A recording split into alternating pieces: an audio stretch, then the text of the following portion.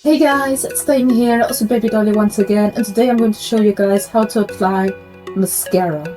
So hold your brush horizontal like this and then start from the bottom of your lashes and just go up. And keep doing it until your lashes are long and thick. You could also use mascara like this.